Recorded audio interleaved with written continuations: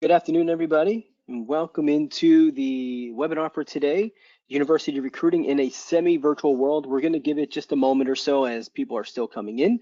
We're going to let everybody get connected into audio. But as we're doing that, I'm going to take this opportunity to first thank our sponsor for today, Canvas, and Jenna, who is somewhere on your screen. She is there. We're going to introduce her in just a second, and of course we have Katelyn, who's going to present. Katelyn, you're recruiting manager, right? Or early talent manager, Correct. right? Okay, at Lyft. Mhm. So we're expecting some big things from you, but let's take a look at some housekeeping items for today. So during the webinar today, everything is being recorded. So you will get a recording of this presentation. You will get the slides and any handouts that we have. You are in listen only mode, so you can hear us. Sorry, we cannot hear you. So if you have a question on somewhere on your panel on your screen, you will see a Q&A panel. Go ahead and open that and just drop in your question there.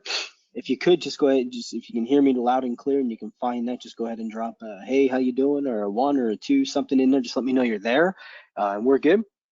And it looks like we have a lot of people here already connected. So, Jenna, are you ready to kick off? Born ready. Absolutely. All right, so let's move forward here in the deck, and so we're going to talk today about early talent recruitment, kind of semi-virtual recruiting in the new world.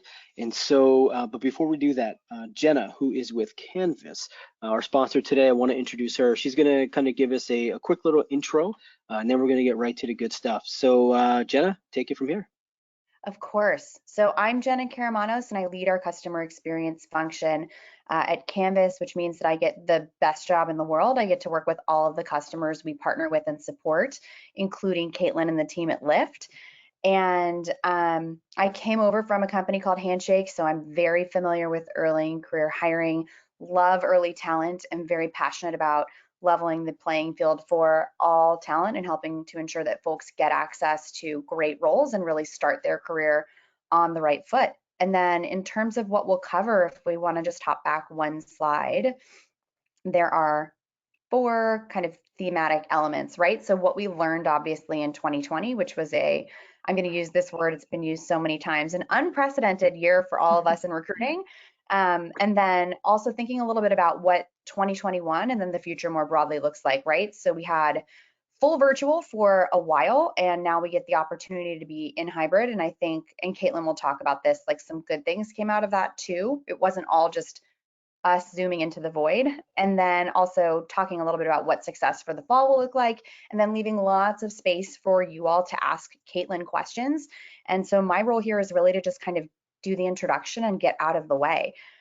So I mentioned this a little bit. We love working with the team at Lyft, but Katelyn and her team have both kind of helped to inform the way that our product has grown and evolved, and also been kind of a North Star and really a best practice driver for our entire network of talent. And a lot of that has been driven by Katelyn herself. So without further ado, I will pass it over to Katelyn and let you all learn from her wisdom. All righty. Well, thanks, Ryan. Thanks, Jenna. I love having multiple glowing intros from amazing partners. Ryan, it's awesome working with you all. And yeah, Jenna, I think we'll obviously dive into more about our work together and how this all comes together in form of university recruiting and our strategies. But yeah, I'm really excited to speak with everyone here today. And before I dive into the content, I will go over just a little bit about me, my background. So for those that don't know me, I'm Katelyn. Katelyn Amidon. I'm an early talent recruiting manager at Lyft. A little couple fun facts. I always like doing this because I find I meet a lot of people with some very interesting facts as well. So I am a Colorado native. I think every day I say that, I find one or two more people who either moved to Denver or in Colorado. So it's fun to connect there. So born and raised in Colorado, spent the last 10 years in California. So I like to think I was like a California transplant for a while, but as of last month, I moved back. So officially back in the homeland. What else? I put on here a washed up ex-pro athlete. I like to say that because I am very much retired, but I did do a fun stint playing professional basketball in Germany. Had the opportunity to go over there, live overseas, and honestly, I get a lot of my I see a lot of similarities in recruiting and sports, and a lot of my previous kind of experience there. So there's a lot of cool overlap I see in my day-to-day work now. But definitely am not professional. I play for fun with, like, you know, the older folks leagues, and still am pretty competitive in my own head. Other than that, I got my professional career started.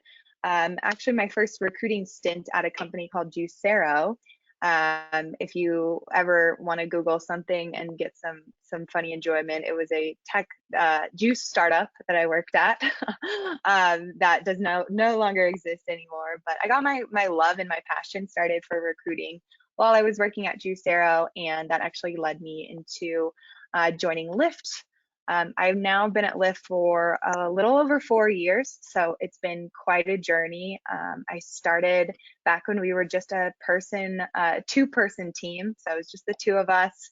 We had a very small little intern class, and we're just getting started in the university space. So I like to say that I really grew up at Lyft, and I've spent the last 4 years building out, the team up to a point where we had 20 people on the university team.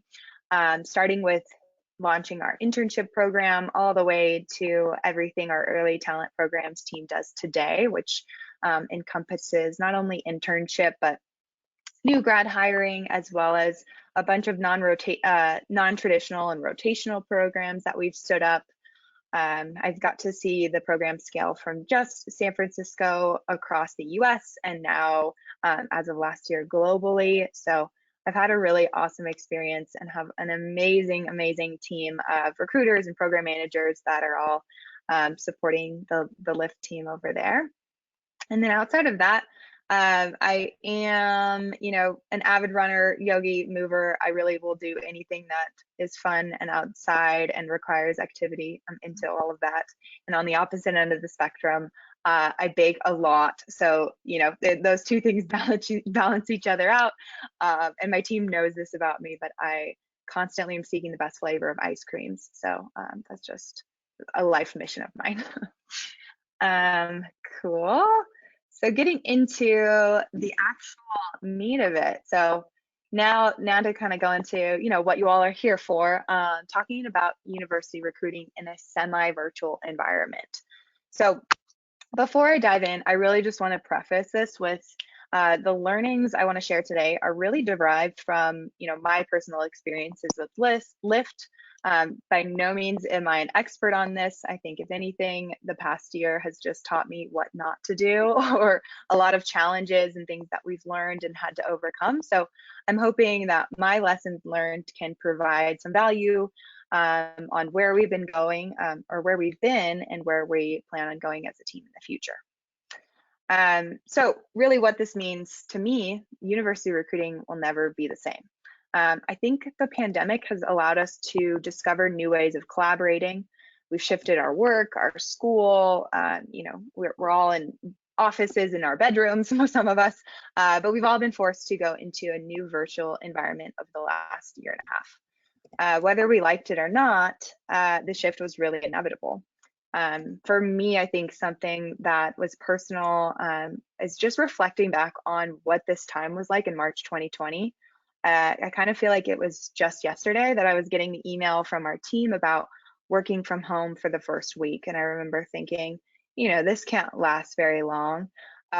Boy, was I very wrong on that. But really the weeks that followed were some of the most trying times within university recruiting, and not even just university recruiting, but in our lives. So there was a bunch of panic, there was uncertainty, and going off of Jenna's, I have to throw in there the unprecedented times. But really no one knew what the future of our program was at that time. We were preparing for 150 virtual interns to come in within 2 months.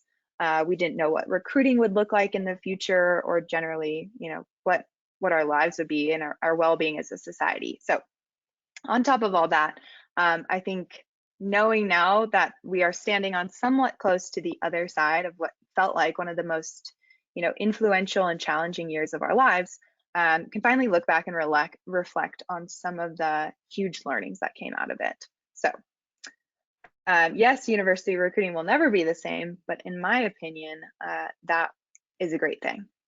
And I'll kind of go into why I think this is a great thing for all of us. But really, as much as I think about, the future of our program and the opportunity for us, I really think that the year ahead of us will give us the space to recreate the norms that we, what's new. So to take that even a step further, before I go into a lot of the lessons I learned, as I was literally reflecting on the content I wanted to share here today, I wanted to claim that not only did the pandemic, but events here in the US that caused our society to begin listening, addressing, and actioning, big things such as systemic racism, social injustice against, our Black Americans, our API communities. They were nothing short of eye-opening for me on a personal level, but also, on a professional level. Without going into a complete tangent here, I would be remiss to say this didn't impact, our university recruiting and early talent as well. When I think back, I believe one small way that we all can make a change is by questioning why and how we bring in the next generation of talent at Lyft. For us, we're all recruiting professionals, and part of that, to me, like my personal mission, is really understanding the environment that we're working with and how we can provide opportunities, development, equity, and really finding ways to increase that with recruiting and eventually hiring talent. So, Hey, Katelyn, of my little. Yeah. Katelyn, I need to break in with a breaking news comment on your presentation. You have to try the honey blueberry lavender flavor. And there's a link that I will send you. This was shared by Lori. So thank you, Lori. Lori thinks you should try the honey blueberry lavender. So we'll get you that link. And also the poll is done. You want me to share those results on the Let's screen share there? the poll. All right, there we go. Okay, so what's the biggest challenge for you right now? Let's see. It looks like our highest is low response rates for outbound sourcing. Then we have hiring diverse intern classes, 32%. Attracting top talent, 18%, and reviewing and sorting through applications, 13%. Yeah, those are some big challenges. I think we felt all of those over our last year as well. So hopefully we can address some of these as I kind of go through. All righty, let's get on to some more slides. So let's see, where am I? So again, looking at a very, very high level, I put up this just to kind of outline, what the past, what the present, and what the future looks like. I think when I think of university recruiting, these are the big areas. So we think about the past. Something we did at Lyft was, attend large conferences, events, spend a lot of money. It was very, very resource and time heavy. But there were some key changes we made before the pandemic happened, even to set ourselves up for success. So we were pre-sourcing candidates for events, and we were even already utilizing remote interviewing. Present, obviously, pandemic happened. There's a big scramble. The real push for my last year was finding scalable tools for a lot of these challenges we are facing. And then, of course, the present allowed us to be more cost effective, really reevaluate our resources. And that leads us to the future, which we'll be talking about more, but that hybrid model. So what does the next year look like? How are we looking at things like target schools? We're saying goodbye to target schools, and I hope if anything, some folks on this call would agree and move that way in the future anyways. But again, thinking about ways to be intentional with resources and increasing access and equity. Even going in a little bit more, so just to set the stage, obviously this could be similar or very different to a lot of ways that programs were run before, but I think this is helpful just to show how we were thinking about university recruiting and what our process was before. So very similar to probably a lot of programs, you know, our recruiters were real campus recruiters, boots on the ground, 2 months of hotel stays, that type of, you know, on the ground operation. So fall for us looked like traveling all over the world. I like to say, you know, I lived on Chipotle and pizza, as most campus recruiters probably did. And a big chunk of our hires came from 2 main areas. So this is on-campus interviews and conferences. For those, I mean, a lot of that model was based off, you know, week-long batch interviews, which required a lot of resources, not just travel, but you know, interviewers and swag and dinners to sell candidates. On top of that, conferences, you know, we were attending all of the major conferences, so Tapia, Grace Hopper, and really spending a lot of resources again to bring candidates to the Lyft booths, spending a lot of money on that as well. And the one small shift that we were making was this move towards remote interviewing even prior to that. So we actually saw a lot of success in our first year of putting candidates through completely remotely without even going to campus, which obviously lends to some of the success we had over the pandemic, having that already set up. And then even looking at spring again, you know, we're back on campus, traveling again. So it really wasn't super sustainable in the first place. And going into a little bit more about the lessons that we learned, I've pulled out, you know, there's honestly so many lessons I feel like we learned just in the year, but I pulled out 5 that I think kind of dictated where we spent a lot of our time and focused on and how that impacted, you know, our plans for the upcoming year. So lesson number 1 for us, virtual recruiting works is here to stay. I know this is probably the most broad and biggest one, but really virtual recruiting proved to be the best opportunity for us to expand our reach in 2 major ways. I'd say one is virtual events, and second is sourcing and engagement. So an example of how we pivoted in early 2020, say probably April 2020, was we tried to recreate a workshop series that we had previously hosted in person. We called it Lyft Learns, that focused on addressing 5 major skill gaps that we saw in candidates. So everything from resume review to technical skills, and we addressed each of these in webinars. This was kind of the earliest shift that we had to addressing a huge market of candidates that we were looking for and breaking it down into this. And honestly, the results were kind of shocking for us. We had just from these 5 webinars resulted in 9 hires, with 100% of them identifying as an underrepresented group. 9 hires that came from a 5-part virtual webinar series. That kind of blew us out of the water. Compare that to our hires from some of our traditional conferences that we had pre-pandemic. You know, we were spending copious amounts of money and resources on conferences, and our best conference resulted in just 7 hires. So comparing that, those results really started to speak from themselves. And from there, that just kind of sparked our move towards this transition into, yes, virtual recruiting does work. So not only that, but you know, a direct result of events and engagement was just being able to reach a greater number of students from more schools, more geographic regions, and a huge win for diversity.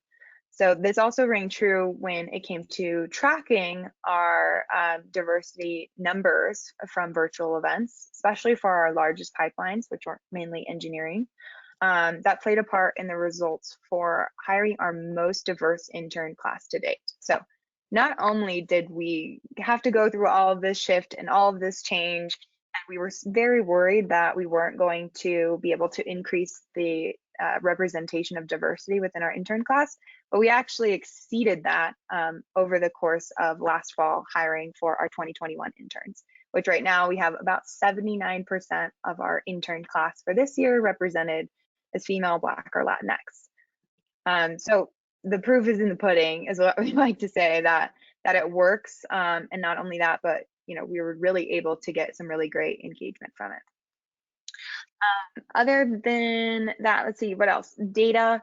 Having a data-driven approach, virtual recruiting is really powerful to show the value of what you're doing and your strategy. So when it came to tracking, making real-time adjustments in our interview process and reporting progress, having virtual events actually led to better tracking of all of this data. On top of that, a big surprise for us was really improved candidate experience, because recruiters were now able to have so many more touch points and really focus on development versus going to a few schools, only engaging with a certain amount of candidates, and really just having this bottleneck. All of our recruiters got great feedback from our students that typically they like this model of recruiting more. It's less pressure, less anxiety, and they were able to meet with more employers at various events. That was lesson 1. Virtual recruiting works.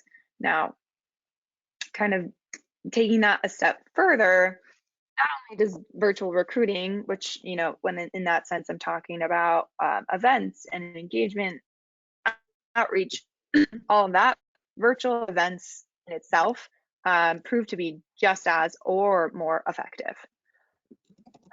So what that means for us, the fundamental difference to adapt a virtual style of recruitment wasn't just as easy as replicating tried and true strategies in an online space.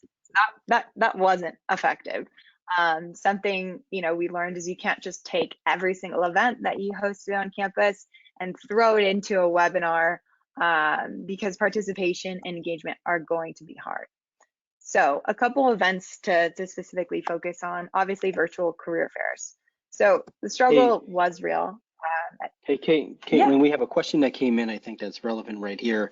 How do you propose to eliminate bias when you have hybrid events? Big risk of let me see.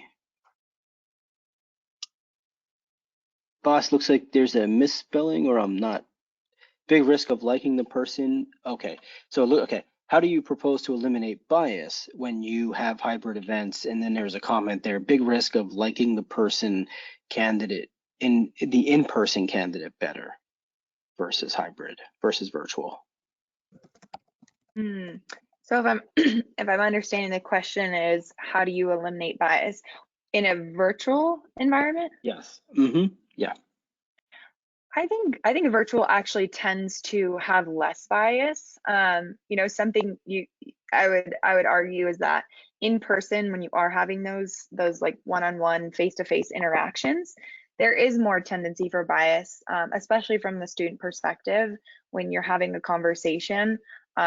Thinking about the types of students that feel more timid or don't have as great of social skills to get their 1-minute elevator pitch across. Something like that is a real challenge and a real struggle for students when they are in person. When you have a virtual environment, it almost levels that playing field.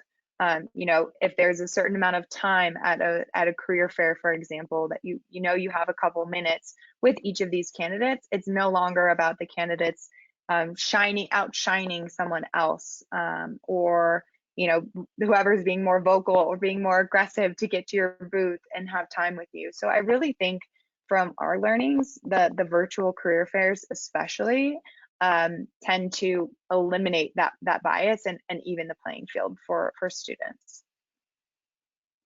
And yeah, kind of like going off of that even more, I think there were some struggles for sure with the virtual events. So trying to acclimate to technical issues, making sure that candidates were being tracked properly, you didn't lose contact information. All of those were very much real for us. The cons of some of these career fairs also included difficulty with interaction and engagement, not being able to focus and losing that in-person and human connection.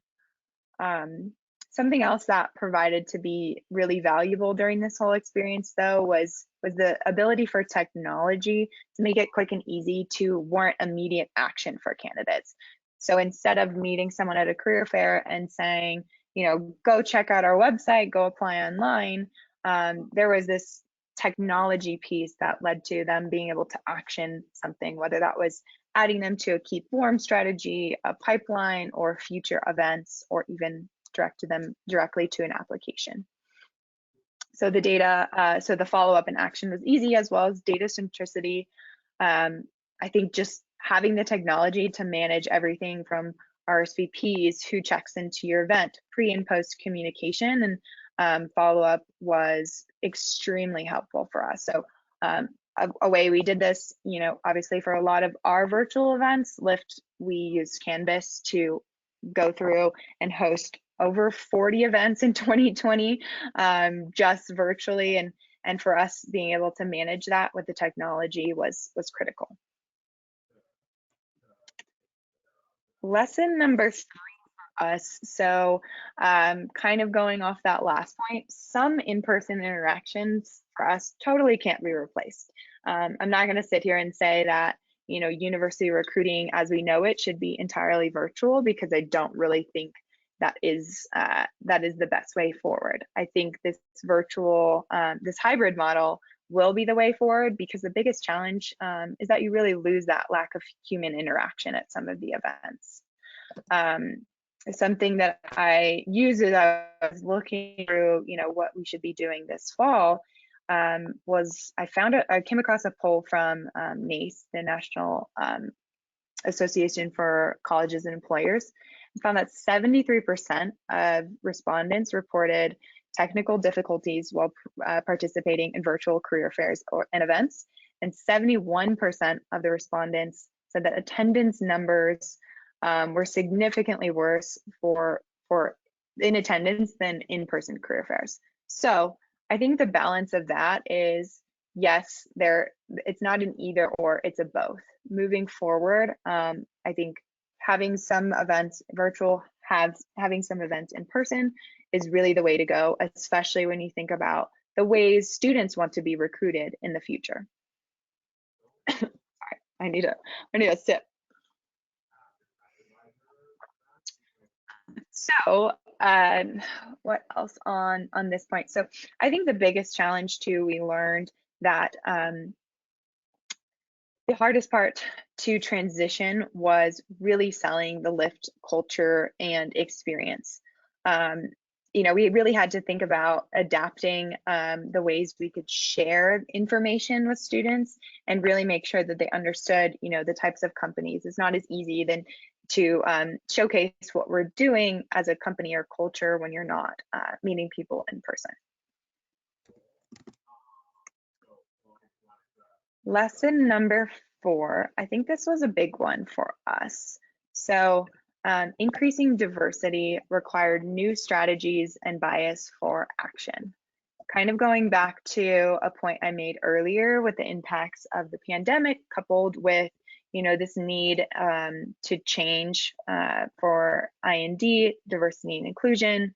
2020 was a wake-up call for company to realize, it's time to place some action and move the needle on diversity inclusion in our employers.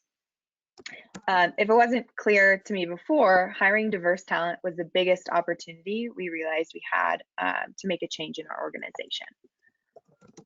From that, we learned that when looking at where we could make the change, 70% of students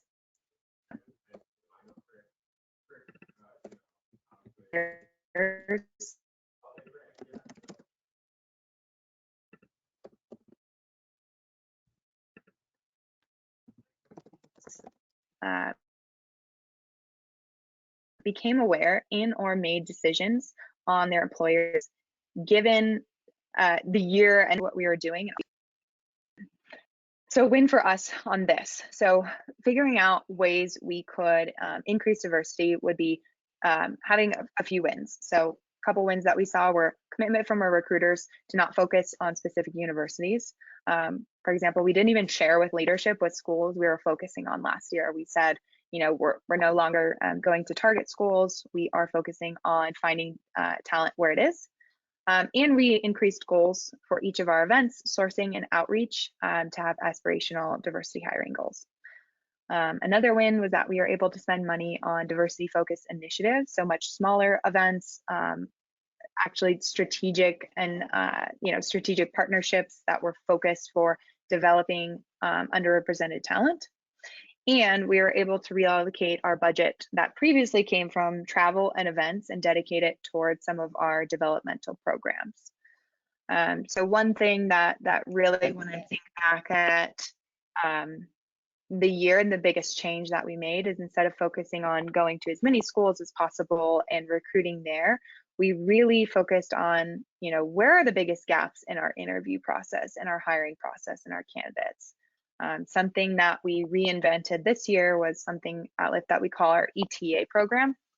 It stands for Early Talent Access Program. And the goal of it is that we actually wanted to, instead of focus on how do we just find talent, the shift was how do we create and provide opportunities for talent to develop prior to coming to Lyft. So our Early Talent program, we did a series of talent development workshops hosted on Canvas, where each of our workshops is targeted at a different stage of our interview process. So students are joining the workshop each week, learning the whiteboard interview. I'm an engineer. About how do I pass, how do I take this online technical assessment that I don't really know how to, how to pass?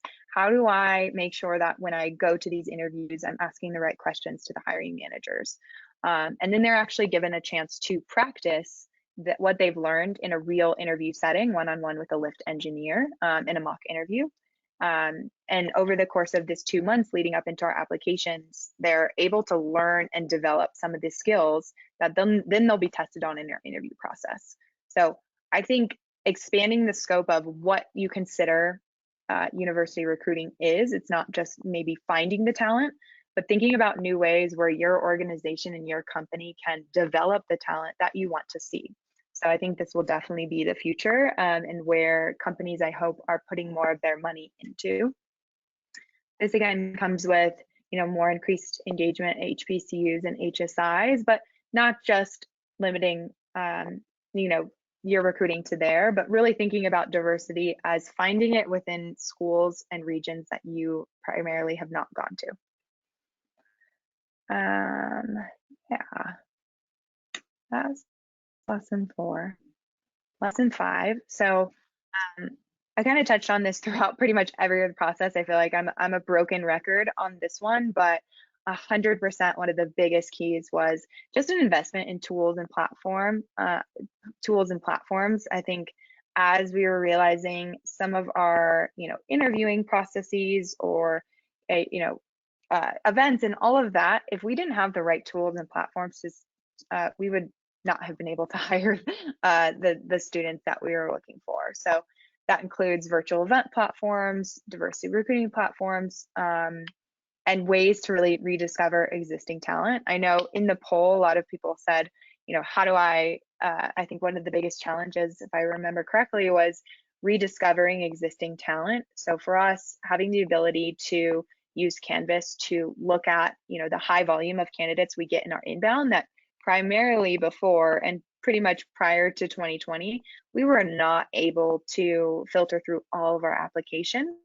Having some sort of platform that helps you as a recruiting team identify that existing talent already in your pipeline is huge. That on top of just looking at a platform that shows you those analytics and key metrics is really, really big. An example of that for us was, being able to make real-time changes in each of our recruiting pipelines. For example, we had a really complex and niche role that we were really struggling to hire this past fall. Something that helped was being able to take that information of our pass-through rates, show it to our hiring managers in a clear and concise way and say, hey, these students are not passing at the homework stage. This is, advising us that the homework is way too hard for these students to pass. We are able to make a real-time change in that moment and then go back and revisit how our interview process worked in that moment. So we were able to then put more candidates through and actually hire the number that we were looking for the roles. None of that would have been possible if we didn't know at that current moment what our pass-through rates were.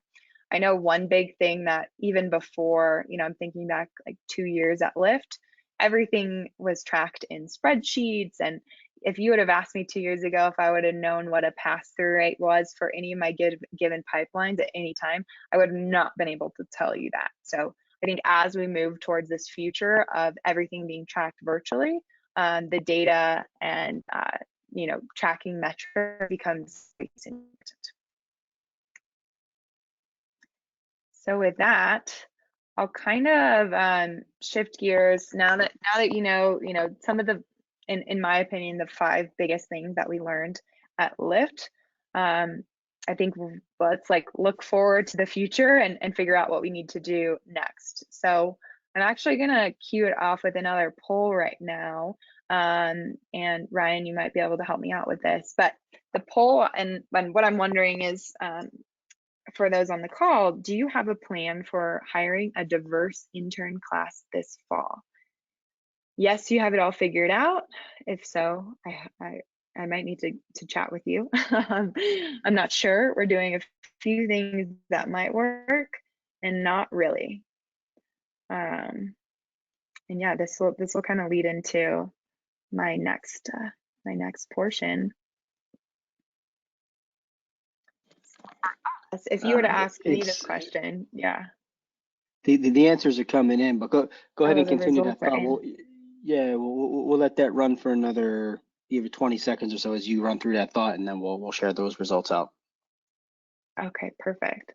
I'll leave this slide up and won't really go into too much detail, but this I like to share as what we were doing pre-pandemic versus post. So this is how we're thinking through this upcoming year. And again, I think I'm still in that boat. That looks like 52% of you are also in, where I'm not sure. We're doing a few things that might work. For the 10% of you that haven't figured out, I think you all should probably be sharing some information with me. I want all of your contact info so we can talk shop. And 38% of you, not really. I think we're all kind of in this boat. But how we're thinking through it here is a blend. So going back to that first slide, where a lot of these pieces of our university recruiting strategy were all in person. This fall will definitely be remote. So something I was really looking at too was benchmarking the student perspective for the fall. Again, according to NACE, around 87% of students still prefer virtual recruiting this fall. If I think about 87% of students, I feel pretty good saying that virtual recruiting will be the way to go for the fall.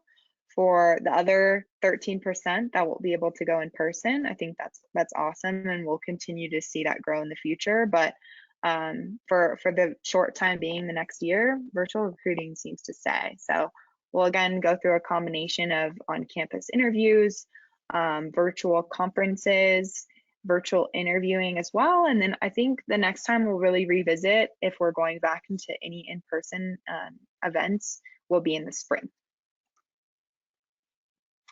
Now, before we really dive into, whoops, go back to the slide. So what I would kind of want to wrap with before we get into a little bit more of the Q&A is 7 things that I thought of, from my experience, from what we're thinking through, really the checklist I used to set up my team for success, and think about the 7 biggest things that impacted our university recruiting strategy are these right here. So I'll go through it quickly, but I think the first one is really important.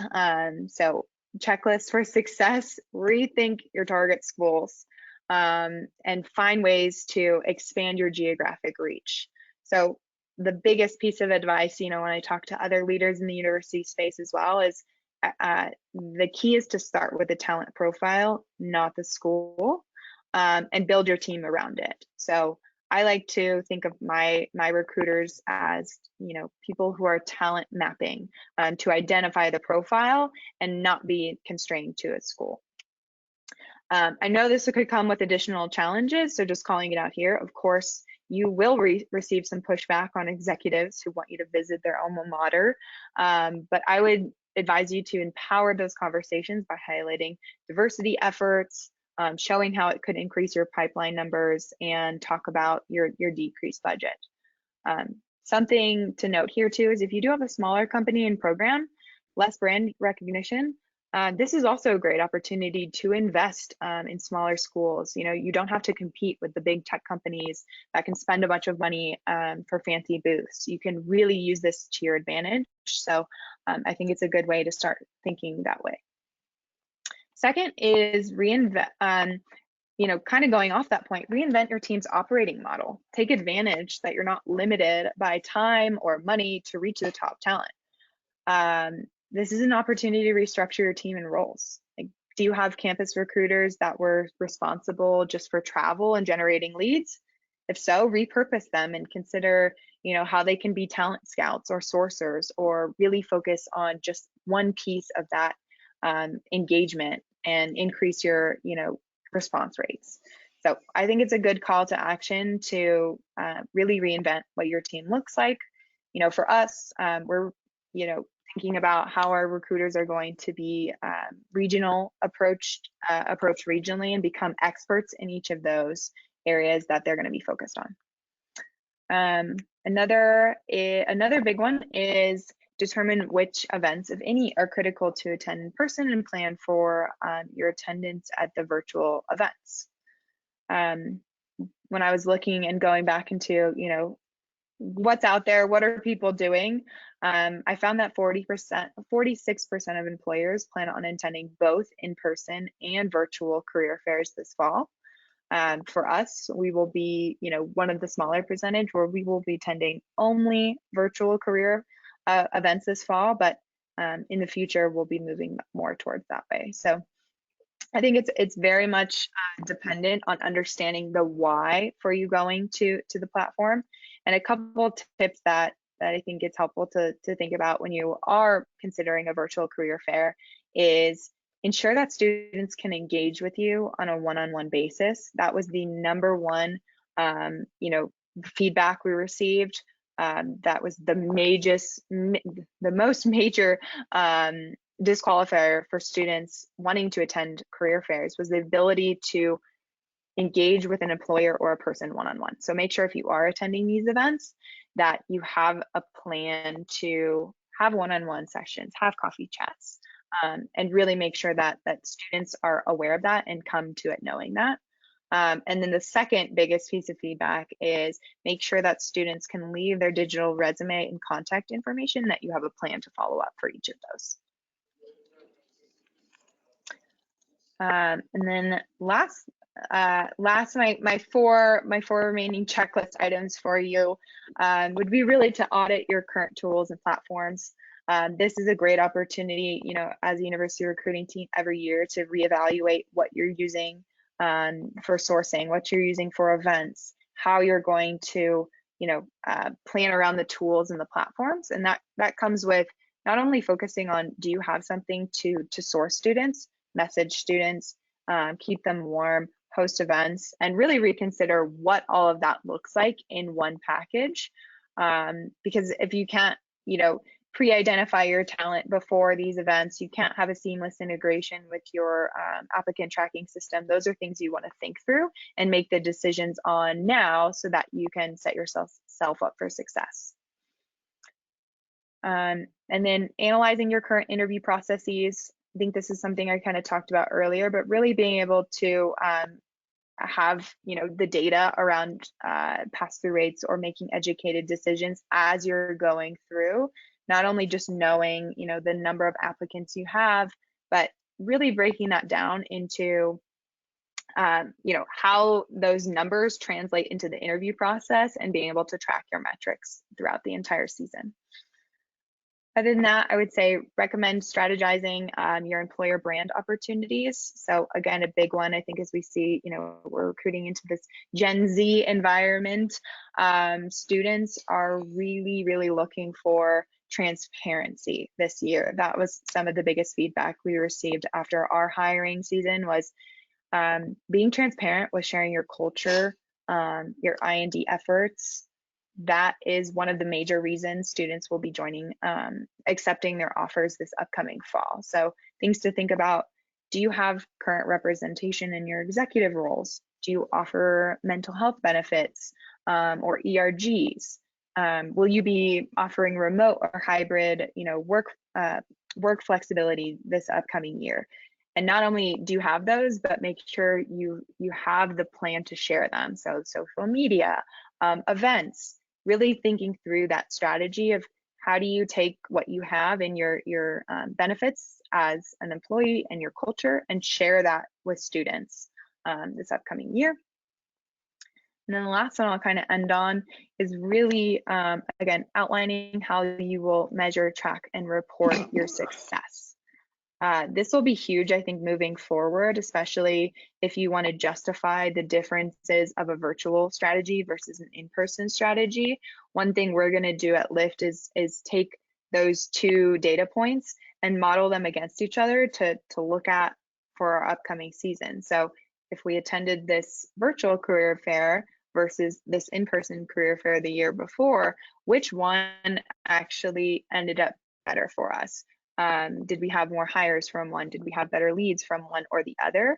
And then moving forward, that will help us impact, where we invest our money. So I think it's not necessarily a year of we know all the answers. It's going to be a year of tracking the data to make sure in the future we know what's best for us. At the end of the day, I like to say every year we pilot something, and there's something about exploratory nature of university recruiting where, we haven't done this before, and we're going into a new season where it's all going to be different and unique anyways. So instead of just saying, well, I don't know, we're going to try it out, do that, but also make sure you track it. So yourself in 2021 and 2022 will look back and know, what happened this past year and what you can do moving forward. So with that, those are my biggest pieces of advice. You can take them, you can leave them, but really all of those kind of checklist items were big pieces for me as I was thinking through this upcoming year, how we're going to strategize and what the future looks like for us. Katelyn, that was amazing, and we do have a bunch of questions. So I'm just going to get right to it because we've got about 10 minutes.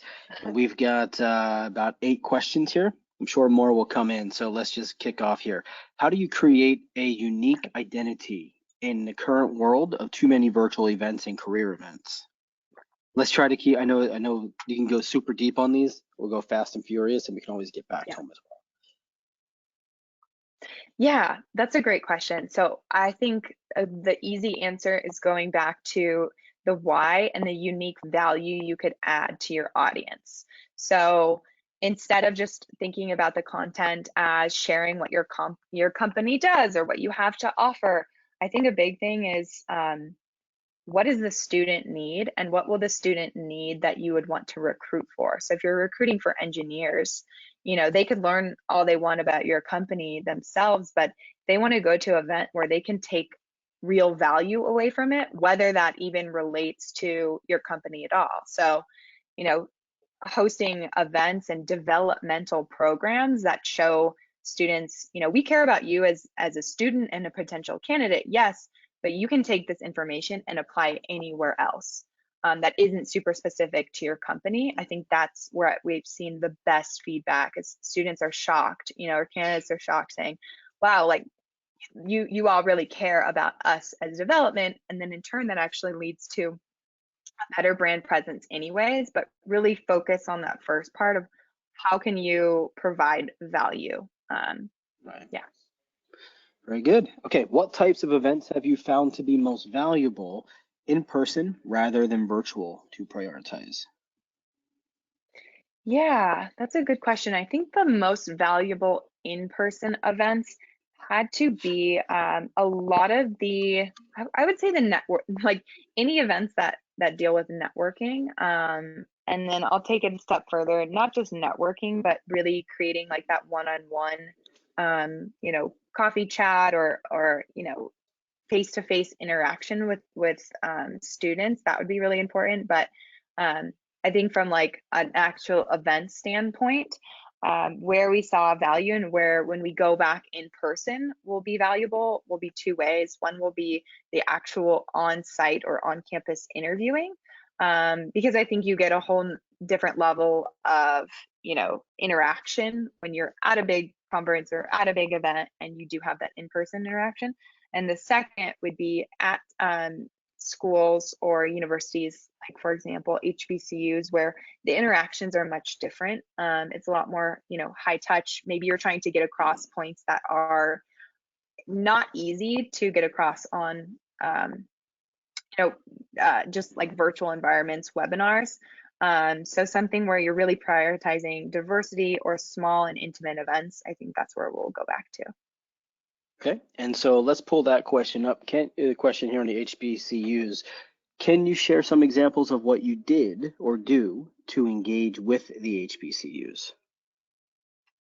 Yeah, this is like a whole big topic in itself too, because I think there's, I'm by no means an expert in HBCU strategy, but I think one thing that we have learned is that every university is very different. So it takes a lot of relationship building at each of the specific universities to understand the student need. I think we saw this year, that employers are investing in HBCUs, and that sounds great.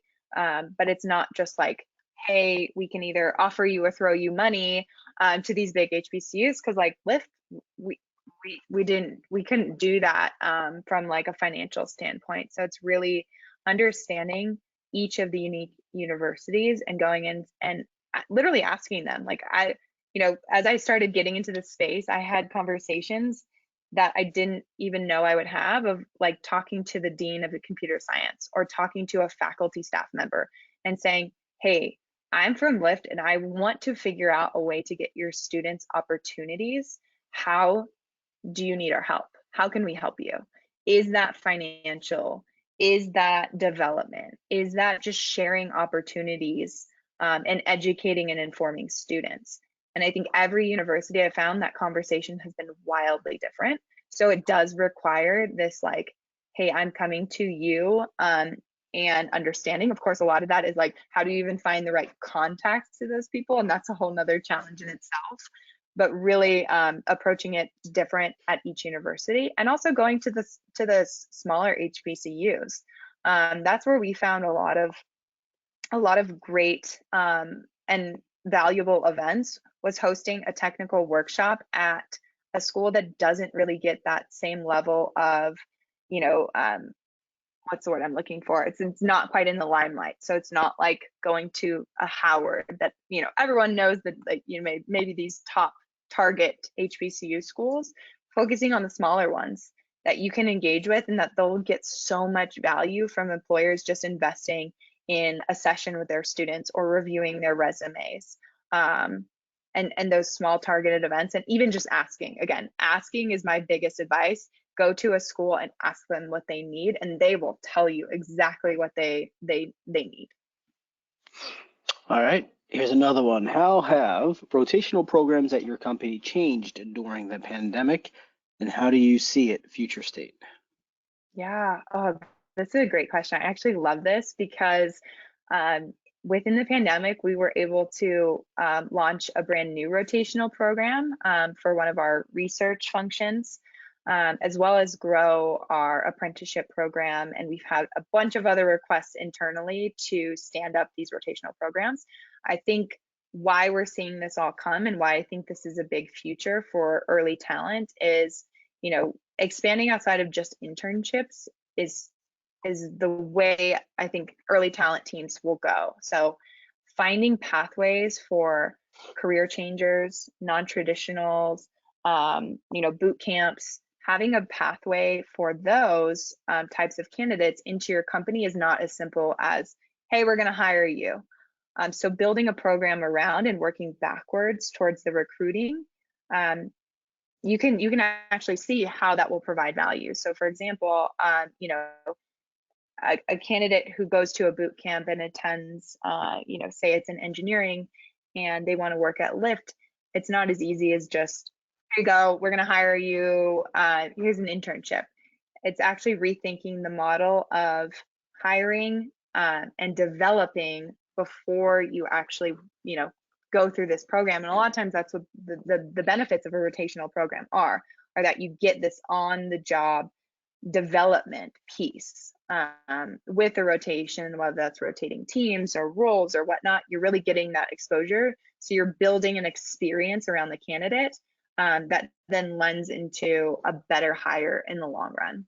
So I'm very excited about the future. I think I see a lot of companies standing up apprenticeships and rotational programs, and that's definitely the future. Very good. We have a 1, 2, 7 more, but we don't have time for all 7. So here's what we're going to do. I'm going to pick 2.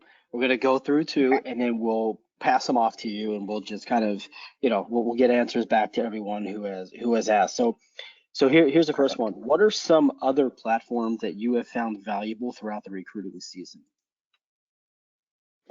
Other platforms, yeah. So I think, outside of Canvas, other things we have used are really getting into the interviewing side of things. I think it's super crucial to have an interviewing tool that you can use as an assessment. We use Byteboard, but I know others use, HackerRank, especially if we're just talking about engineering or other types of technical assessments. Crucial.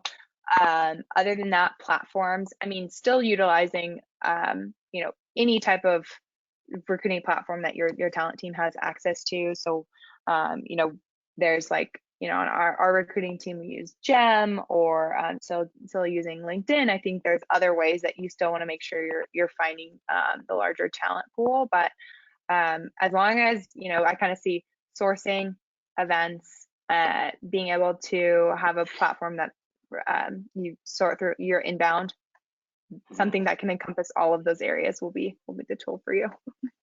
Very good. All right, let's make this the last one. And I really like this question here. Have you earmarked any money for experimentation? And if so, what areas? Yeah, I would say an area we were experimenting in currently is around scholarships. And I know this is not a new idea, but it's newer at Lyft, where we're looking at how to invest money that we would have probably spent, on campus or recruiting into developing students. So part of that is a combination, like, for example, we're going through our ETA program right now, and at the end, students will be eligible for a scholarship that goes towards their tuition, regardless of if they, sign with Lyft or not. Obviously, there's, tracking the ROI of that, and this is the exploratory phase of seeing how this money actually results into hires. But I think that's one area where if you are a company looking to invest in early talent, one way to really show that is by investing in things that matter, like scholarships for underserved populations. So that's one area we're excited to continue to expand in. All right. Well, we are fresh out of time. And so, Katelyn, thank you so much. Take a deep breath. Thank you so much for the great information, answering all the questions. Jenna, thank you so much for being on. And of course, to Canvas for helping us to bring this to everyone. Everyone, you will get the recording. You will get all of the handouts. And I believe Brooke is going to take that checklist, Katelyn, if you're okay with that you made, and put that together into a download of some sort or a separate handout for everybody. So we'll make sure we get that out to everybody as well. If you've asked a question we did not answer, we will do our best to get that over to Katelyn to get that answered. And that's it. So thank you all again for coming in today, and have a great and wonderful evening. Thank you.